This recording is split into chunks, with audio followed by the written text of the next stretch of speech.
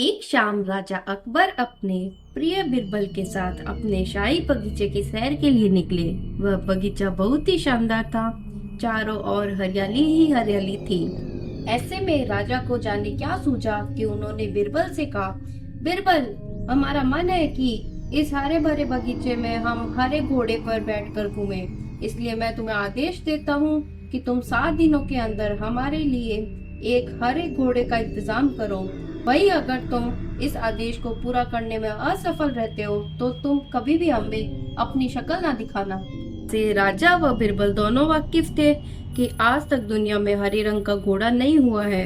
फिर भी राजा चाहते थे कि बिरबल किसी बात में अपनी हार स्वीकार करे। इसी कारण उन्होंने बिरबल को ऐसा आदेश दिया। मगर बिरबल भी बहुत चालाक थे। वो भली भांति जानते थे कि राजा उनसे क्या चाहते हैं, इसलिए वो भी घोड़ा ढूंढने का बहाना बनाकर 7 दिनों तक इधर उधर घूमते रहे।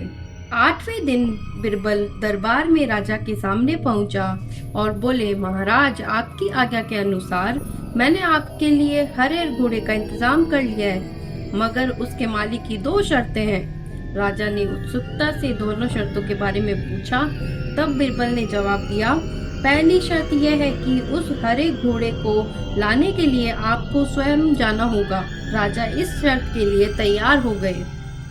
फिर उन्होंने दूसरी शर्त के बारे में पूछा।